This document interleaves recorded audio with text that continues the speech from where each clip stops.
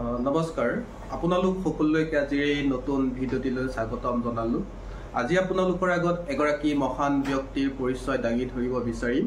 সেইজনা ব্যক্তি হৈছে ৰূপকোঁৱৰ জ্যোতিপ্ৰসাদ আগৰৱালা। তেখেত একেধাৰে কবি, নাট্যকাৰ, সংগীতজ্ঞ, বোলছবিৰ সঞ্চালক আৰু সৰ্বাত্মক বিপ্লৱী। অসমীয়া নাট্য সাহিত্যক মহাপুৰুষ শ্ৰীমন্ত শংকৰদেৱৰ পাছতে এক সুকীয়া মাত্ৰা প্ৰদান কৰা সাহিত্যিকসকলৰ ভিতৰত উল্লেখযোগ্য ব্যক্তিজন হৈছে ৰূপকোঁৱৰ জ্যোতিপ্ৰসাদ আগৰৱালা। তেখেতৰ জন্ম হৈছিল 1903 চনত। 1903 চনত জন্মগ্ৰহণ কৰি তেওঁ অকালতে 48 বছৰ বয়সত 1951 চনত তেওঁ ইহলীলা সম্বৰণ কৰিছিল। কিন্তু জীৱনৰ কম সময়ছোৱাতে তেওঁ অসমীয়া নাট্য সাহিত্য জগতলৈ আৰু অসমীয়া বোলছবি জগতলৈ এক উল্লেখযোগ্য অৱদান আগবঢ়াই গৈছে। এতিয়া নাট্যকাৰ হিচাপে জ্যোতিপ্ৰসাদ আগৰৱালাৰ পৰিচয় আপোনালোকৰ আগত দাঙি ধৰিব বিচাৰিম।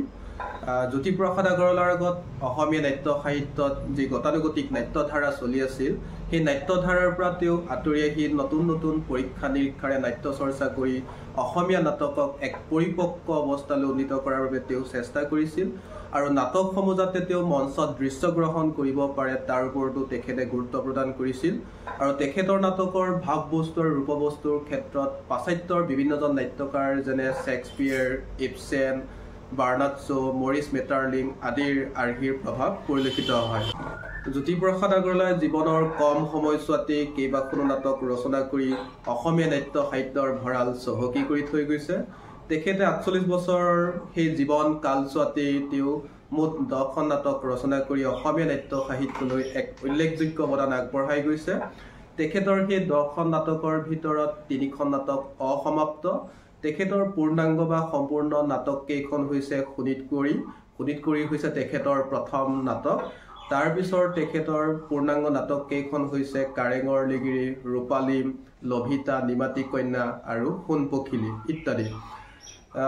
তেখেতৰ অসমাপ্ত নাটক 3খন হ'ল খনিকৰ, কনকলতা আৰু সুন্দৰ কোঁৱৰ। জ্যোতিপ্ৰসাদ আগৰৱালাৰ যি প্ৰথম নাটক আছিল শোণিতকুঁৱৰী, সেই শোণিতকুঁৱৰী প্ৰকাশিত হৈছিল 1925 চনত। তেখেতৰ দ্বিতীয় নাটক হৈছে কাৰেঙৰ লিগিৰি। সেই কাৰেঙৰ লিগিৰি প্ৰকাশিত হয় 1937 চনত। আৰু সেই নাটকখন জ্যোতিপ্ৰসাদৰ শ্ৰেষ্ঠ নাটক। আৰু সেই নাটকখন কেৱল জ্যোতিপ্ৰসাদৰ নাটকৰ ভিতৰতে নহয়, অসমীয়া সাহিত্যৰ ভিতৰতে এখন শ্ৰেষ্ঠ নাটক বুলি ক'ব পাৰি। সামাজিক ছবি ফুটি উঠা তেখেতৰ 2খন নাটক হৈছে ৰূপালীম আৰু নিমাতী কন্যা। তেখেতৰ সেই ৰূপালীম নাটকৰ লগত বেলজিয়াম দেশৰ নাট্যকাৰ মৰিছ মেটাৰলিংকৰ মন্না ভাণ্ডাৰ লগত এক সম্পৰ্ক বা সাদৃশ্য আছে বুলি বহুজন সমালোচকে উল্লেখ কৰে। এতিয়া বোলছবি পৰিচালক বা বোলছবি নিৰ্মাতা হিচাপে জ্যোতিপ্ৰসাদ আগৰৱালাৰ পৰিচয় আপোনালোকৰ আগত দাঙি ধৰিব বিচাৰিম। জ্যোতিপ্ৰসাদ আগৰৱালাই নাট্য সাহিত্য ৰচনা কৰাৰ বাহিৰেও তেওঁ বোলছবি নিৰ্মাণতো গুৰুত্ব প্ৰদান কৰিছিল। তেখেতে ইউৰোপত সংগীত শিক্ষা লাভ কৰি অসমীয়া লোকগীতৰ সুৰক এটি মাৰ্জিত ৰূপ দিয়াৰ বাবে তেওঁ চেষ্টা কৰিছিল। আৰু তেখেতে বোলছবি নিৰ্মাণৰ বাবে 1933 চনত তেজপুৰৰ ভোলাগুৰি চাহ বাগিচাত চিত্ৰবন স্থাপিত কৰিছিল। আৰু তাৰ পিছৰ বছৰত 1934 চনত তেওঁ লক্ষ্মীনাথ বেজবৰুৱাৰ জয়মতী নাটকৰ কাহিনীৰ আধাৰত জয়মতী বোলছবি নিৰ্মাণৰ কাৰণে তেওঁ কাম আৰম্ভ কৰিছিল।